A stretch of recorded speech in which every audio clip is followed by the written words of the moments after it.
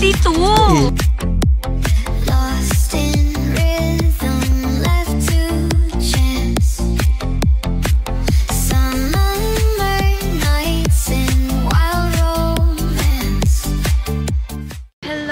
Welcome to my vlog, and third day na namin dito sa Baguio.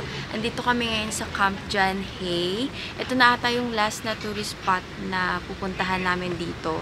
Then tomorrow, hindi na kami maggagala talaga. Taas pala dito, nakakapagod. Lahat na lang ata ng pinuntahan namin, puro pataas. Enjoy namin yung Camp John Hay.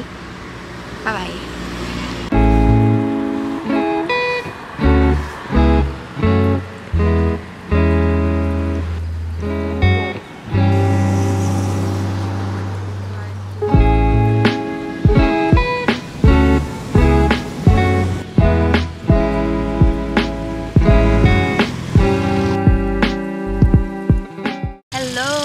Dito kami ngayon sa The Manor, Camp John Hay. Wala lang, nag-iikot-ikot lang kami. Kanina, nahihiya pa kami pumasok kasi hindi naman kami dito nakastay. So, pumasok kami ng hotel para lang dito sa view na to. Nag-picture lang kami and then pupunta na kami doon sa may... Saan yun? Cemetery? Sa may cemetery, oo. Yung mga tourist spot nila dito. Ang lawak pala ng Camp John Hay, nakakapagod. Kung bibilisan mo yung lakad, sobrang tagal namin maglakad. Time check! 11:16 na. Hindi masyadong malamig. Ba't ganun? Yung mga dala ko pa namang damit, mga long sleeve. And then, initan ako. Ang weather ngayon ay 22! Ang init na kaya pala. Kaya pala ang init. So, mag-iikot pa kami. Hanapin namin yung ibang tourist spot dito sa Camp John Hay. Tapos, babalikan namin kayo.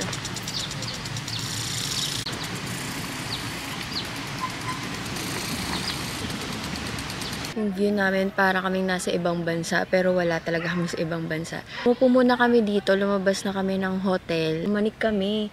Ang taas ng pinanik namin kasi puntahan namin yung Negativism Cemetery ba yun? Yun, yung mga ganon. Naka-package na 100 ang entrance fee. Nahanap pa rin namin. Si Miko naghahanap pa. Nagpahinga lang kami saglit kasi nakakapagod yung papanik ah. Nagugutom na din ako. Time check, 11:40 na ng hapon, ng tanghali, umaga. And wala pa akong kain kanina. Nagtubig lang ako, tsaka mainit na inumin. Si Miko busog pa, nagkanin yan eh.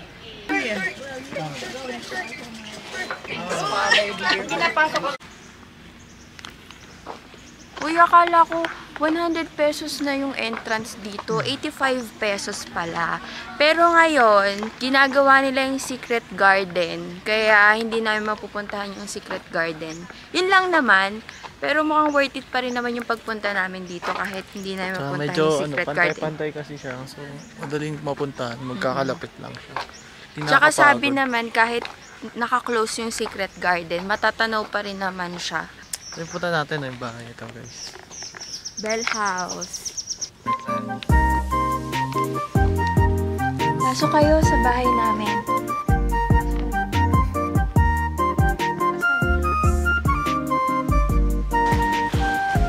Guys, sa totoo lang, dito talaga kami nag-i-stay. So, tutur ko kayo sa pinag-stay ng Airbnb. Nice, no? Pasok kayo.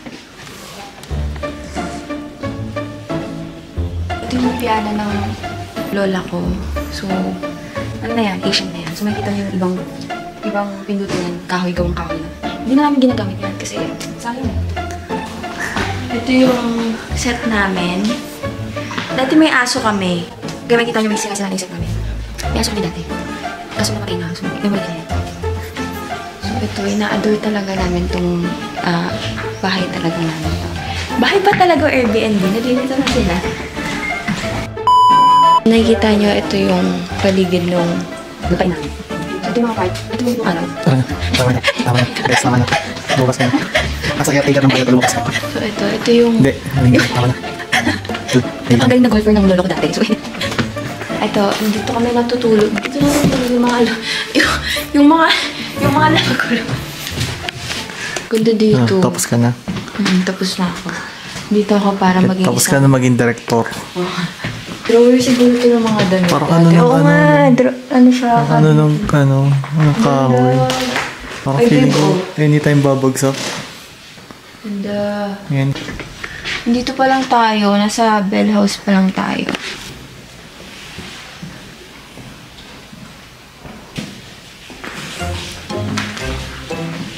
May mga gusto kayong pagkain.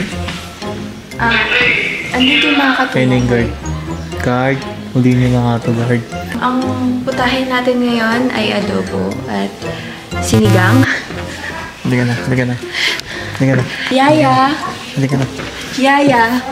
Ang mga bisita pa Lumayas ka na. Hampas lupa.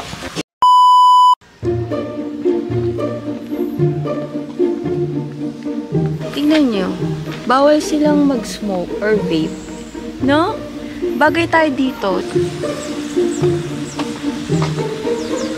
As a malalain na girlfriend, kailangan ko may hawak. Parang pag nalaglag siya kasama na ako. Uy, ikaw talaga pag ikaw gumulong dyan, di kita kalala.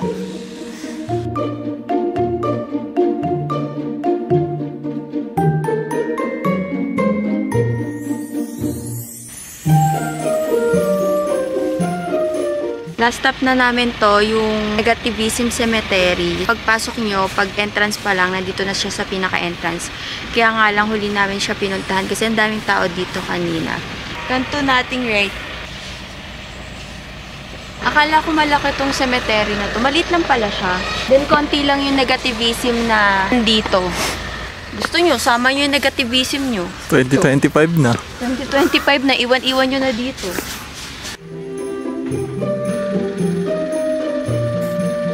Wondering why died for no reason. Not a team player.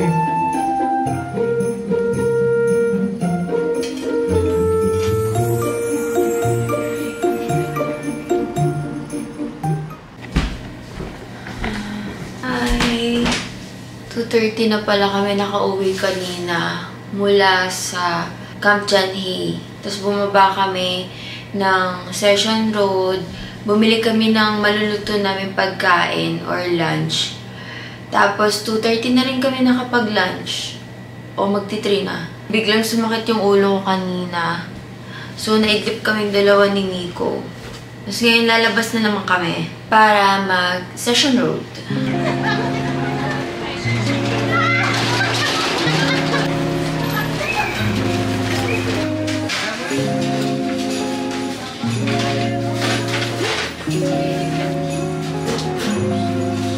Nandito na kami sa Victory Bakery. Umabot pa kami. Noong oras pa lang, mga 6. Hanggang 7 sila open.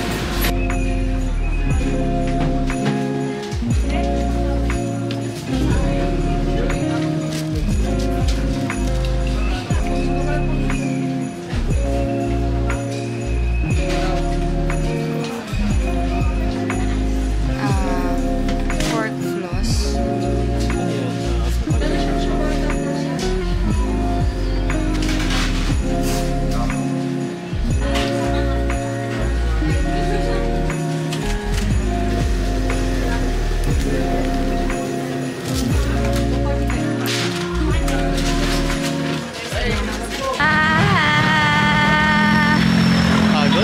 Lumalaban na lang ako para sa lugaw.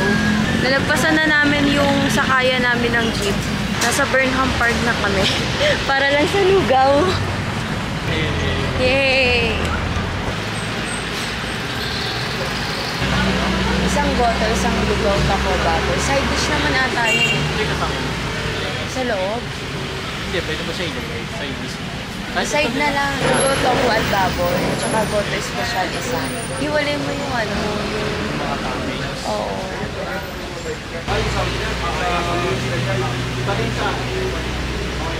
Guys, hindi ko na kayo na-update, pero dito na namin sa bahay kinakain yung lugaw na binili namin. Di na talaga namin kaya. As in, yung lakad namin parang gusto ko na lang gumulong pa uwi. 8:17 na ng gabi and ayaw na namin mag-ikot sa Session Road and Burnham Park. Di na talaga kaya. Last time, inaya ko si Miko kasi sabi ko, last full day, mag-ikot tayo ng Burnham Park and Session Road. Pero, Di na talaga, as in, ang haba ng nilakad namin sa Camp Janhay kanina, hindi na namin kayang mag-ikot. Nanood lang kami ngayon ng movie, kain, mamaya kain uli, tulog, bukas uwi. Tapusin ko lang to. Itong kinakain ko ngayon. Balikan ko kayo.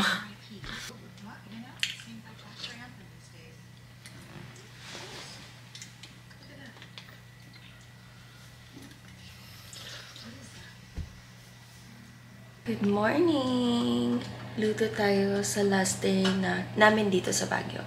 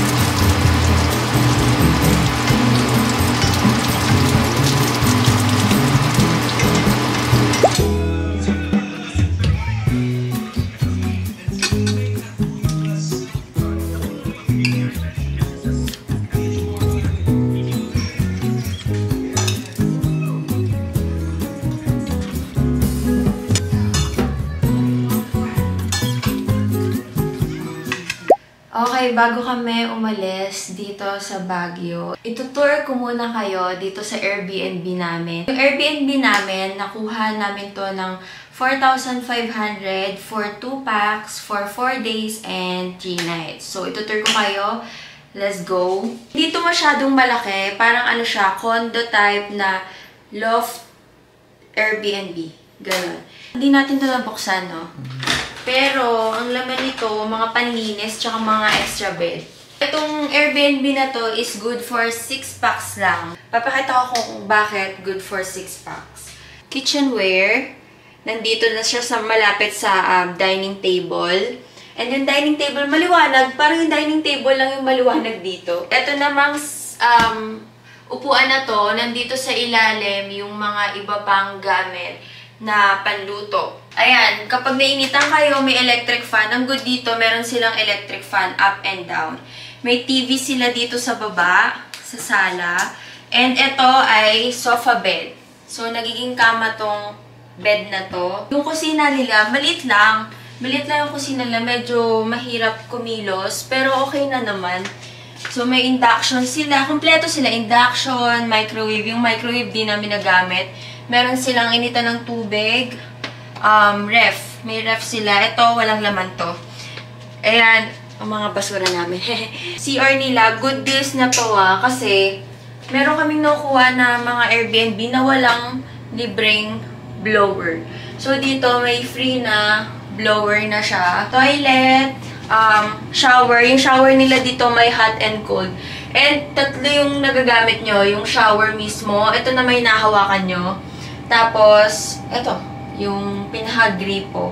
Wala silang free na mga gamit sa CR katulad ng soap or kaya mga panligo. Wala sila nun. O kaya toothbrush, toothpaste. Wala sila nun. Ang free lang nila dito ay tissue and libreng gamit ng towel. Yun lang. Ito pa. Wala din silang free na water. Yun lang. Bibili kayo ng sarili nyong tubig. Ito yung loft area nila. So, panik tayo. Medyo madulas lang yung sahig nila. Pero, OMG yung sleeper. May libreng use din sila ng sleeper dito. Sabi ko hindi ko gagamitin. Pero nagamit ko din kasi ang lamig nung lapag. So, panik tayo. Yung loft area nila sa taas. Ito ay sofa bed din. Sofa bed din siya. Kaya siya good for 6. So, may dalawa na tayong sofa bed. Ito na yung kama. So, meron din siya sa ilalim na sliding bed. Tapos, ang lambot ng higaan nila dito. Pati itong pillow nila. Ang sarap ng tulog ko. Mapapansin nyo dito, kada area may salamin. Sa kusina, meron. Meron sa sala. Meron dito. And meron din dun sa sliding cabinet na pinakita ko sa inyo. And ang maganda dito, kaya natutuwa kami magstay dito sa taas, kasi ang laki ng TV nila dito. May free use sila ng Wi-Fi. So, malakas yung Wi-Fi nila. Yun nga lang, kung gagamit kayo ng phone nyo, walang signal dito. Pero meron silang free Wi-Fi. Malakas yung Wi-Fi nila dito. Nakakapag-Netflix kami, ganyan. Nakakapag-YouTube kami sa TV. Okay yung internet connection nila dito. Wala nga lang, signal yung phone. Yun lang. Tapos, itong extension, sa kanila din to, ano? May free extension din sila. Yan. Hindi free na iuuwi, free gamit lang. And gamit na gamit din namin yung extension kasi ginagamit namin sa camera, sa mga phone namin, pag-uwi namin dito sa Airbnb. Mukha lang siyang maliit, pero sapat talaga siya sa 6-packs. Hindi siya ganun kasikip. Ang medyo masikip lang yung kusina area. Yun lang medyo masikip. Malayo nga lang siya sa Burnham Park. Parang 7 minutes, Session Road. Parang 7 minutes away kayo. Kung pipili kayo kung taxi or jeep, better mag-jeep kayo. Kung may kita nyo sa lane na sobrang haba ng pila, ang bilis lang din maubos ng pila ng jeep, ng tao dun sa intayan ng jeep or sa terminal. Kasi hindi naman nauubos yung jeep, talagang dire-diretso yung jeep. So, better na mag-jeep kayo papunta dito, parang 13 pesos per pax lang naman yung jeep dito. Kesa sa taxi, nakailang taxi kami, tas parang iba-iba yung presyo, papunta dito and papuntang Session Road. Magkasing haba lang sila, walang traffic. Minsan mas mura pa yung taxi namin ng may traffic. Tapos, mas mahal pa yung dire-diretso lang papunta dito. Bago pa lang kami magbabay sa inyo, papakita ko sa inyo yung labas namin. So, ito yung Airbnb namin, ito yung room. And then, ito yung labas niya. Hindi yung labas na labas, Yung ano lang, ano tawag dito? Garden. Parang garden, mini garden, playground ng mga kids. Yan, ito na yun. Ito yung view namin. Sa totoo lang, sa 4 days, 3 nights namin dito. Ngayon lang kami nakapunta dito, no? Ngayon lang tayo nakapunta dito. Pagod lagi pag uwi, no? Kahit nasa labas lang kami, nakakapagod. Yung ibang unit, meron siyang mga terrace. Yan. Hindi ko alam kung unit yung iba or sadyang mga nakatira sila dyan. Pero yung amin kasi walang kaming terrace kasi doon kami sa likod. Maganda dito paggabi. So kung mapapanood nyo yung first part ng Baguio vlog namin, pinakita ko doon or pinakita namin yung labas nung building na to, tong commercial building na to. And ito siya sa umaga. Kung magtatanong kayo kung may parking, meron siyang parking. Ngayon na talaga namin i-end yung vlog kasi pauwi na rin kami, nakapag-check out na rin kami. And see you in my next one. Bye!